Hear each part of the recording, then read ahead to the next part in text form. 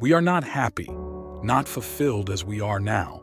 Something inside is screaming, telling us to become something more. Still, the only response we tend to give back is to disregard it. But the more we ignore its cries, the miserable we get. So the question we ask ourselves, is it really possible to change ourselves? Faced with a similar dilemma, Makoto Yukimura embarked upon the odyssey of his life. Little did he know he would become a great author who will later gracefully answer this question in his story. Yukimura was regarded as a laid-back student in school.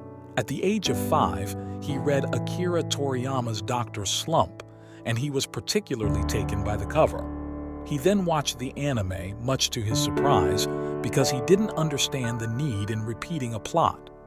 Yukimura developed the notion of becoming a manga creator when he was 16 years old. Yukimura was nearly killed in 2 vehicle accidents as a child. This caused him to reevaluate his position. He feels he had little social life and scarcely paid attention in school as a youngster. Manga was the only thing he scribbled in his notepad. Unlike other students, Yukimura had no difficulties graduating and only had minor worry. Yukimura's academic difficulties and lack of interest in his progress and careers concerned his parents. Yukimura was motivated to become a manga artist as a child after reading Fist of the North Star. He stated that he had always desired to create a series that mirrored the same concepts of strength and justice. However, he believed that his lack of academic talents would prevent him from achieving his goal. As a child, he saw manga only as a medium of entertainment, a pastime he enjoyed. But after reading the work of Hisashi Sakaguchi, named Isha no Hana, his perspective began to change. He began to notice the emotions and philosophies the author tried to put into his work. He admitted that Isha no Hana left a great mark on him and his later works. He eventually began studying manga at the age of 16 and was hired as an assistant 2 years later. His parents persuaded him to graduate from high school first. He had never drawn manga on his own until his debut. After graduating from college at the age of 22, he met Kaiji Kawaguchi, who saw his potential as a manga author. He met Dai Morimura, who taught him how to draw comics and how to develop his own style rather than imitating others. Yukimura made his manga debut with Planets, which was serialized in Weekly Morning Magazine from 1999 to 2004 and converted into a 26-episode anime series by Sunrise. He formerly served as an assistant to Shin Morimura. But the work that brought his name to the world was Vinland Saga, a masterpiece not because of its action or fan service, but its genuine and original story. The manga delves deep into philosophical essence and morality. Through Vinland Saga, Makoto wanted to convey his main 3 topics of interest that are life, death, and love. He tried to do this even in Planets, but he felt that the audience couldn't grasp the message that he was trying to convey. For this reason, he wanted to keep things simple. He carefully crafted a world of Vikings. The times of Vikings could be said as one of the most chaotic period of history.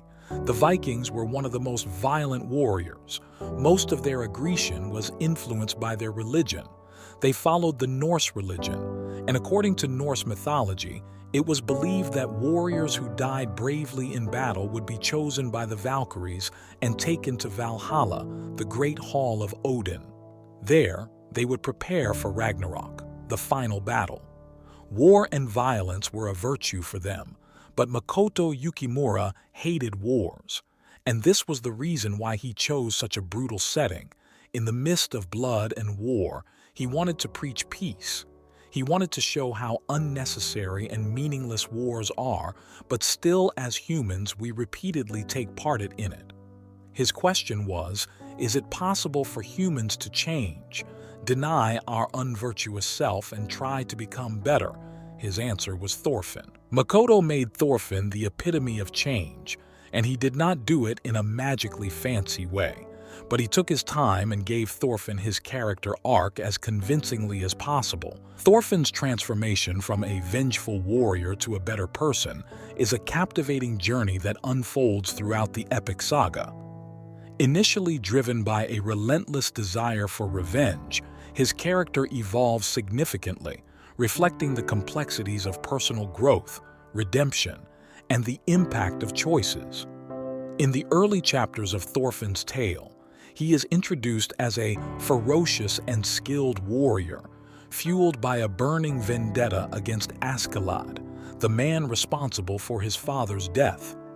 This obsession with revenge consumes him, defining his every action and blinding him to the consequences of his choices.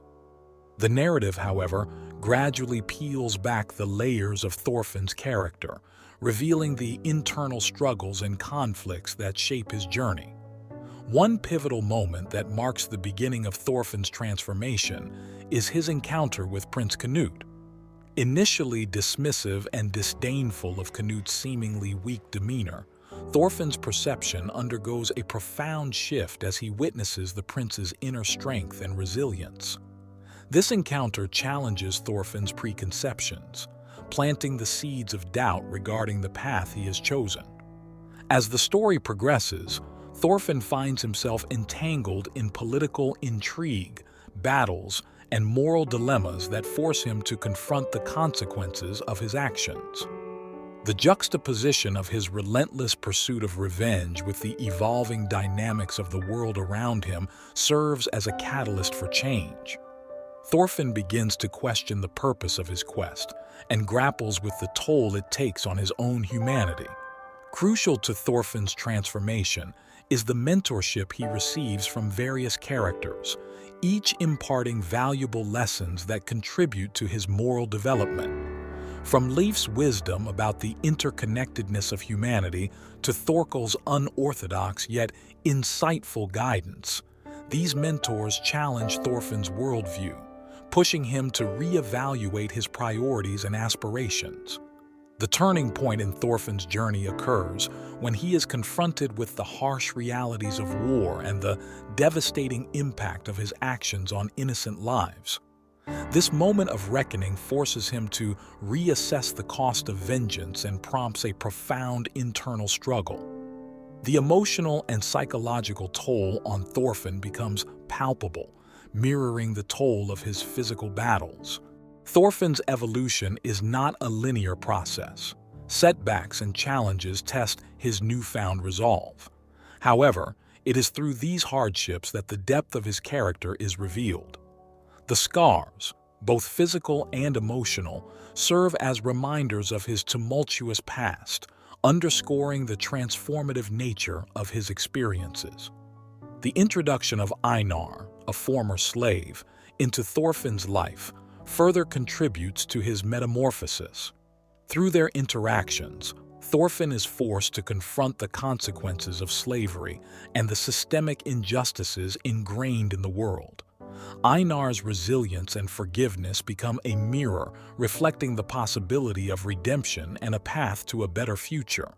Thorfinn's journey toward redemption is also intertwined with his rediscovery of a moral compass. The moral ambiguity of the world he inhabits challenges him to navigate a complex landscape where right and wrong are often elusive. His internal struggle to define his principles and uphold a sense of morality adds layers of depth to his character, making his transformation all the more compelling. In the later chapters, Thorfinn's commitment to non-violence and his quest for a more just world become central themes. The once reckless warrior now seeks to break the cycle of violence and forge a path towards reconciliation. This newfound purpose not only symbolizes Thorfinn's growth, but also highlights the narrative's exploration of larger societal issues and the potential for positive change. If you will see this through with force, then you leave me only one choice. We can become happy even if we were living unfulfilled lives. We can become patient even if we are anxious,